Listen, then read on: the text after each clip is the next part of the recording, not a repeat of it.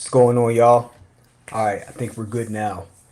Yo, big game yesterday. You know what time it is? Eagles had a big win over the Giants, 28-3. Yo, Saquon Barkley. Do you think that the Giants, the fans, and the front office are both regretting letting Barkley go for absolutely nothing? And not just that, but go to your division rivals and then be playing like this. Come on, man. Saquon Barkley is one of the best running backs in the NFL, if not the best running back right now. It's pretty much him and Derrick Henry and a few others. But look, Saquon, man, listen, give him the ball. We've been saying this for weeks. Nick Sirianni had the big blow up. He close his window real quick. Saquon Barkley, he had the big. Nick Sirianni had the big blow up on the sideline against the Browns. You have fans telling you to run the ball, and according to some fan I was reading, I don't know if it was Reddit or Facebook, he was just saying, "Yo, run the ball," and he finally did. And Nick Sirianni was coming over to say, "See, I did it." Either way, you know the things you need to do with this to win with this team. You have all the weapons. You're making it more complicated than it has to be. Just run the damn ball, and he did that. And he ran all over the Giants. The Giants didn't even really have an answer for what the Eagles were doing. Eagles, come on, Saquon Barkley, 17 carries, a buck 76 on the ground, 10.4 yards a clip, one touchdown on the ground, and that 55-yard romp where he was just running roughshod through the secondary like a cheetah on the open tundra. Like, once he's out in the open, good luck. And then even Kenneth Gainwell, 13 carries, 56 yards, 4.3 a clip. Look at the carries though. Look at the carries, the numbers for the carries that I mentioned. 17 for Saquon, 13 for Gainwell, 7 for Hurts at times where we needed a first down, and he had 2 touchdowns. Will Shipley, 8 carries, 15 yards. Thank you. Why did we have to get to week 6 for us to just run the ball down the opposing team's throat? I know they're not a good team, but who cares? Even if they're a good team, even if they're a great team, it's not about the yardage that you're getting per se. It's about setting a tone and sending a message. I don't know why they make this more complicated than it has to be. It's football 101. As with boxing, you throw the jab not because it's going to land all the time. You throw it to set up other punches, to make the opponent respect what is coming down the pipe with the punch. So they know that they have to be honest. That's what the Eagles were not doing. And that's a big reason why AJ Brown was open on the left sideline for a touchdown on 4th and 3, I believe, for a 41-yard touchdown. The cornerback came up to play press coverage, and they were doing that because we were tearing them up on the ground. Wouldn't you know that they tried to make an adjustment and overextend themselves and come up and press AJ Brown, which is just an idiotic decision. And look, do you want to see them take a deep shot on 4th and 3? Not necessarily, but when you have that look, yeah, that's what you go for. Okay, sometimes you're aggressive and you go for that. But that's the type of look you got to have if you're going to take a deep shot on 4th and 3. Now, if they would have missed it, everybody would have said, "Oh, you're stupid, you're dumb, you're idiotic." But it's about the matchup. Again, it's not even necessarily, as I said with the run game, it's not about you making that deep shot on 4th and 3 all the time. You're going to miss a few of them. You may overthrow the ball. The receiver may slip, whatever the case may be. But that's the type of shot you have to take and live with the consequences. Because when you make it, that's what you get. And when you have guys playing press coverage, let's say they're playing cover 1, or if they're really aggressive cover 0, and they're manning up on the outsides and playing press coverage, that's exactly where you want A.J. Brown matched up against. And he torched them. So all in all, they had a good game plan. They had a good response for everything the Giants were going to do. I mean, they were up by so much that Kenny Pickett came in at some point in the fourth quarter, even in a 28-3 game, because it was the gap in the score was wider than what the scoreboard would indicate.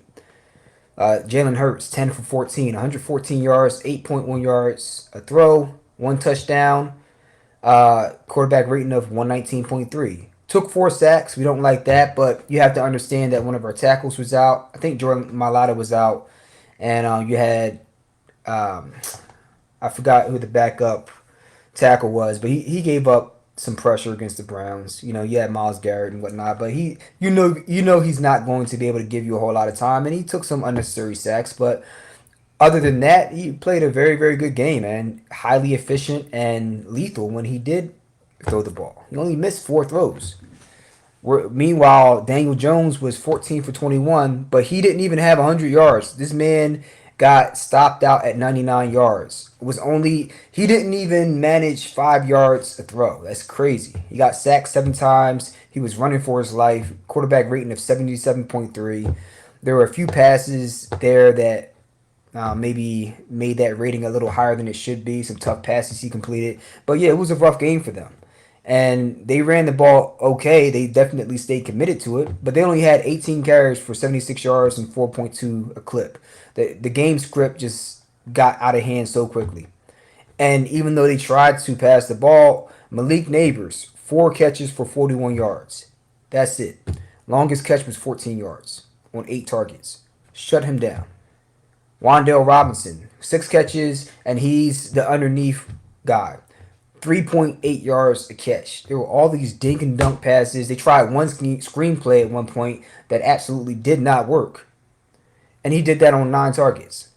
Darius Slayton, 1 catch for 11 yards. Bellinger, 1 catch for 11 yards. I think that was the tight end. Tyrone Tracy, the running back, had 3 receptions for 9 yards. They could not do nothing, man. And then defensively, they didn't really have any answer for us in the trenches on either side of the ball. So I mean, all in all, they did what they were supposed to do to a bad team. Outside of Dexter Lawrence, they got nothing. They got nada over there. Dexter Lawrence and Mr. Neighbors. That's it. So we did what we were supposed to do. And look, you have a tougher opponent, a much tougher opponent next week with the Cincinnati Bengals. And you have to look at them and look at their defense and look at their offense and what they're doing. Defensively, they haven't lived up to the bill at all. At all. But offensively, you know exactly who they are. You have T. Higgins, who's finally healthy, and he's damn near unguardable. So you have quite the task next week. And then obviously Jamar Chase. Joe Mixon is not there anymore, but they had this running back by committee with Chase Brown and then the other guy I got on my team, Zach Moss. So running game is okay. I think Brown is going to get the bulk of the carries moving forward. It seems like he's taking control of that number 1 running back slot. But yeah, we're going to have to game plan to really. They're going to have to get up in these receivers' faces and alternate when they're in off coverage versus press coverage. Because that may work against a team with good receivers and a shitty quarterback. But it's not going to work against a team with really good receivers and a great quarterback in Joe Burrow. So they're going to have to be ready for that. But all in all, I like this as a bounce back game. They were prepared as they should have been coming out of the bye week, and they took care of business. So kudos to them. Let me know what you guys think about that game. Do you like what you saw? Do you like the commitment to the run game? Do you like the efficiency that we saw from Jalen Hurts? Especially that pass down the left sideline, because although it may seem like a layup on 4th and 3, man, what if you miss? It's a high pressure situation. So to drop that pass in the breadbasket perfectly, damn near, I might add, that tells me a lot. However, what it doesn't tell me is, are you still reading the field well? Because if you look at Devontae Smith, 1 catch for -2 yards. Food for thought. No other Eagles wide receiver had more than 1 reception in that game. I want you to think about that. That doesn't necessarily tell you anything per se because they were really committed to the run. But A.J. Brown had 5 catches for 89 yards and a touchdown. Devontae Smith had 1 catch for -2 yards. No other Eagles receiver had a catch. Think about that. That's still a problem to me. That is still a problem to me. Now, hopefully that's just the result of game planning this week, really, where the offense is focused towards running the ball with Saquon Barkley and the backup running backs, as well as really just looking to exploit man coverage against A.J. Brown. And knowing that this team is going to have to sell out to stop the run, and we're going to be able to get one-on-ones with A.J. Brown with press coverage. or is he just locking on to AJ Brown and just having tunnel vision? Let me know what you guys think in the comments. And then let me go ahead and switch over to the rest of the NFL real quick. Obviously, with my Raiders, making the trade, trading Devontae Adams back to team up with Aaron Rodgers in New York. So he had 3 catches for 30 yards, and they got run out the building. The Jets got absolutely destroyed by the Steelers. I did not see that coming. And Russell Wilson had his uh, man, quite a game, quite a game. So they'll get better. They'll get their timing and whatnot. That was a very tough defense. So it's not much we can make out of that with less than a week to really get back on the same page again. But the Raiders fell 15-20 to the Rams. You know, the Raiders. Come on, we traded our best weapon besides Brock Bowers, who the offense is going to run through. We know that. That's going to be he's going to be the target for the rest of the year. But I liked how they were able to come out, fight, and just compete. And look, you kind of know what you're working with here. You're looking to see what you have with the squad here. Try to develop the culture, get some of the younger players some experience, and really get ready for next year. Because this year they can definitely win some games, but they're not going to be a championship contender, and they're not a playoff contender in my opinion. However, you want to see what you have in your young players right now. So let's go ahead and look at this box score for the Raiders and the Rams. So recap. See, here's what I don't like. Rams forced 4 turnovers against the Raiders. Aiden O'Connell got injured. After he went out, 4 turnovers right off the bat. So I don't know. I have to look at the highlights. I'm going to actually do probably. I have to look at the highlights and see what happened. But after he got injured, it just seems like it fell to crap, and it was still a close game because the Rams are beat up. They didn't have Cooper Kupp, so they're not really that explosive. So it was two very handicapped teams, and I know the Rams were favored by 7.5 points, which I think was a little much, seeing as they're discombobulated themselves, even at home. But yeah, I thought it would be like a 4 point game, a 3 to 4 point game, and they beat us by 5. I mean, fair enough. I mean, I think I picked the Rams on my pick'em league where we picked for or against the spread, and whoever has the most points at the end, they win for that week. So let me know what you think the Raiders need to do moving forward to add to this offense. Obviously, Brock Bowers is a generational talent who is pretty much going to carry your offense right now. Running game wise, you don't really have much. Zamir White, 3 carries for 13 yards. I think it's pretty clear that he kind of lost the starting job. Alexander Madison, 23 carries, 92 yards, 4 yards a clip. Finally, we're getting something on the ground because we had absolutely nothing. Brock Bowers, 10 catches, 93 yards.